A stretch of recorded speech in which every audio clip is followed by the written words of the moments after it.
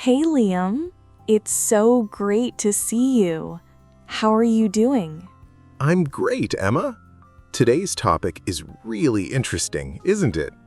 Wow, yes. I'm so excited to start. Can I tell you about the most confusing conversation I ever had with an American neighbor? Of course. Now I'm curious. What happened? During my first week in the United States, my neighbor smiled and said, "We should get together sometime." I immediately thought, wow, I've already made my first American friend. So the very next afternoon, I knocked on their door. And what happened? Let's just say it was a little awkward. I think I already know exactly what happened. They were still kind, but they looked completely surprised to see me. For days, I kept wondering, did I misunderstand something? Actually, yes, you did. Not the English, but the culture. And believe me, you're far from the only person who's experienced that. Really? Absolutely. Many English learners understand the words perfectly, but misunderstand what Americans actually mean. Today's lesson is all about those little moments. By the end, you'll know how your American neighbors really communicate and how to avoid the most common misunderstandings. I wish someone had explained this to me years ago.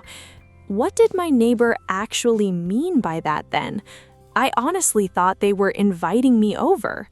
Sometimes they are, but very often expressions like, "we should get together sometime," or "let's grab coffee sometime," aren't real plans yet. They're just friendly ways of saying, "I'd enjoy seeing you again." So, sometime doesn't actually mean tomorrow. Exactly. It's an open invitation. Americans often wait until later to decide on a specific day. Looking back, I realize I skipped an important step. I heard, "let's get together," and completely ignored the word sometime. That's a very common mistake. Small words often carry a lot of meaning. If your neighbor really wants to meet soon, you'll usually hear something more specific. For example, "Are you free Saturday?" Or "Would next weekend work for you?" Now that is a real plan. That makes so much more sense. So my neighbor wasn't rejecting me, they were simply being friendly. Exactly. And here's something interesting. Americans often use these friendly expressions because they enjoy leaving the conversation on a positive note. Instead of simply saying, "bye," they leave the door open for future plans. Even if they don't know exactly when? Exactly.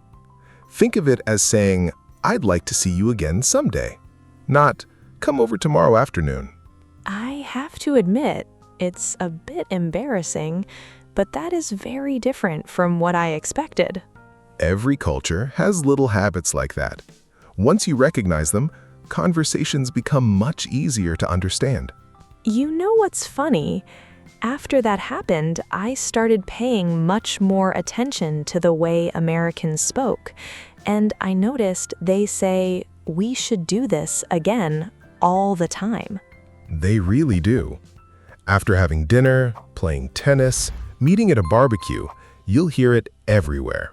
The first time I heard it, I almost asked, "Great, when?" A lot of learners do that. Most Americans simply smile and say, "Yeah, definitely."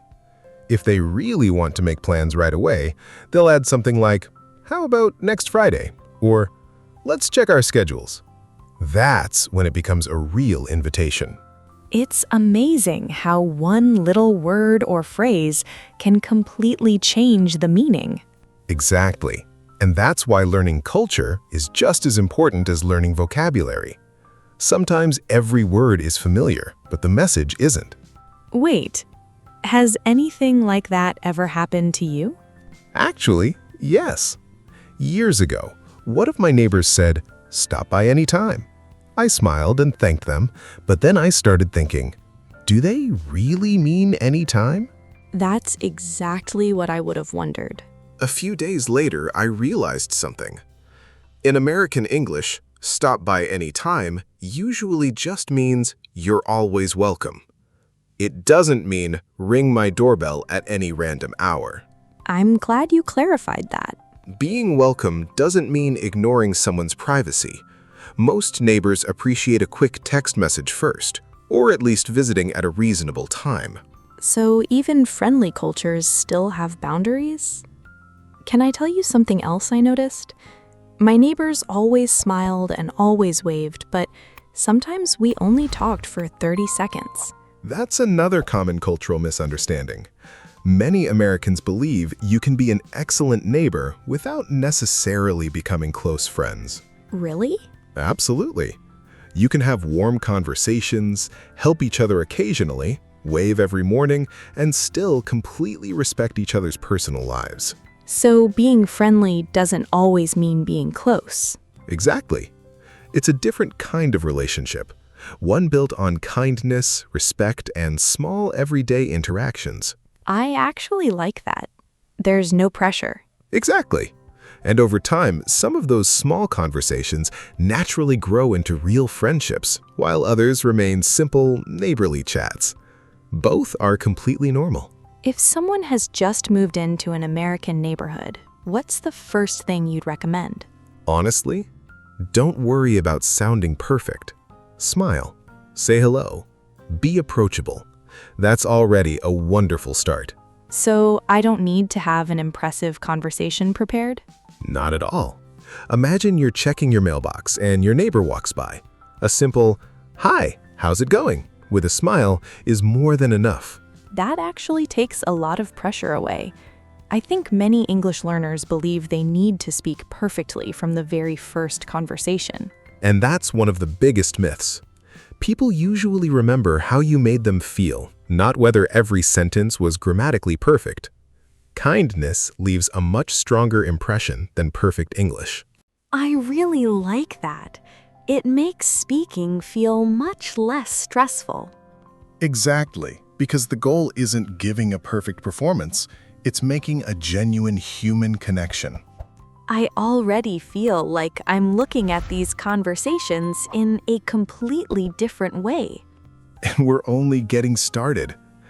Because there's one question almost every American neighbor asks. We'll talk about that next. Liam, I think I already know which question you're talking about. Really? Let's hear it. How are you?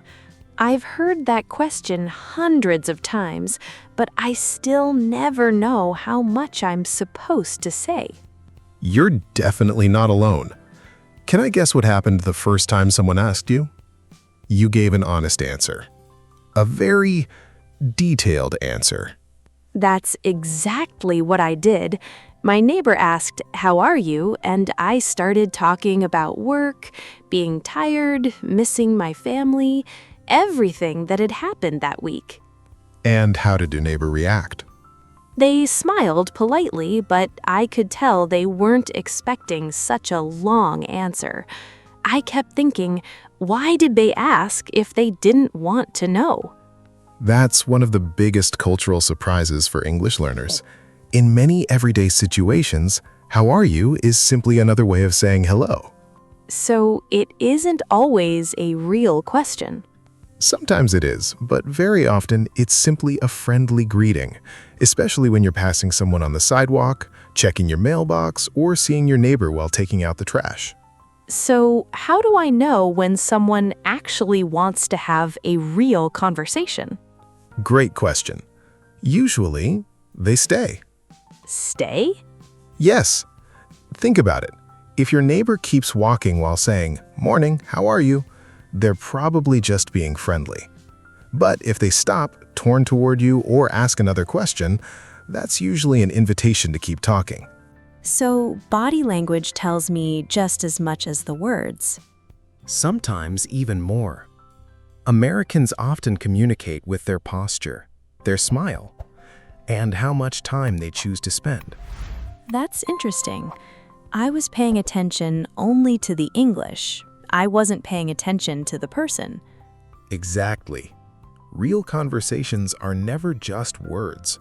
They're words, tone, facial expressions, and timing. Can I share another experience? Please do.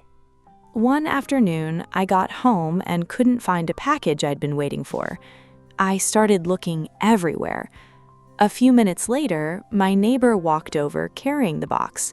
They smiled and said, "It was sitting by your door, so I kept it inside until you got home."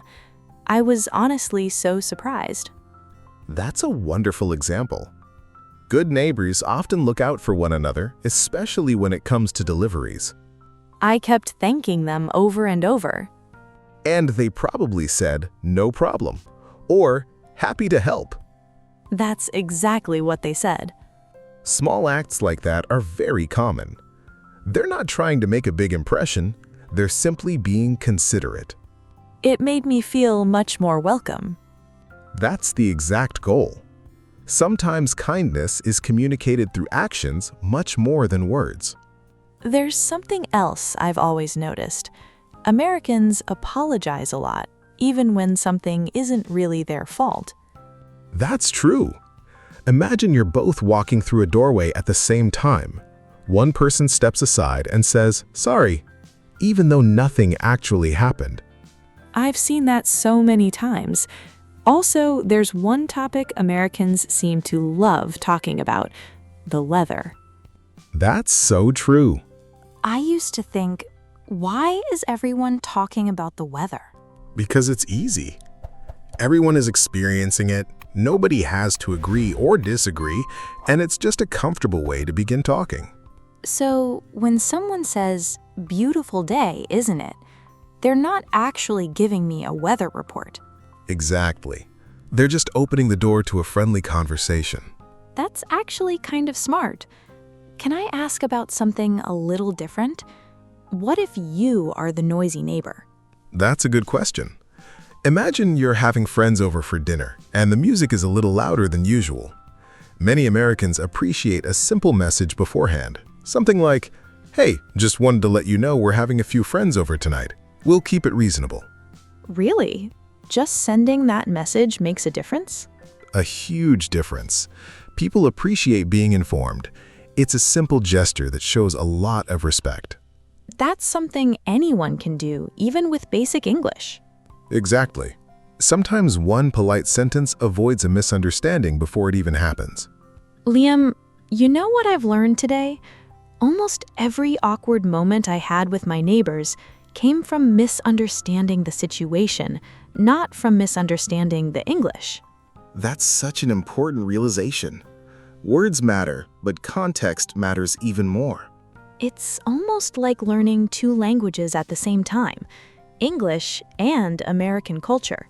That's exactly what's happening. And when those two come together, real conversations become much more enjoyable. After everything we've talked about today, I think I finally understand what makes someone a good neighbor. It isn't saying the perfect thing, it's making people feel comfortable. I couldn't agree more. And the nice thing is, that's something anyone can do, even if they're still learning English. So, what's the simplest habit someone can start today? Acknowledge people. That's it. When you see your neighbor, look up, smile, and say hello. It sounds simple, but it makes a bigger difference than most people realize. I noticed that after I started doing it. At first, we'd just wave. A few days later, we'd exchange a quick greeting. Then one morning, my neighbor stopped and asked, "How's your week going?" It felt completely natural. Exactly. Relationships usually don't grow through one big conversation. They grow through dozens of tiny ones. I like that. It takes away the pressure of trying to impress people. Because that's never the goal. Before we finish, we'd love to hear from you.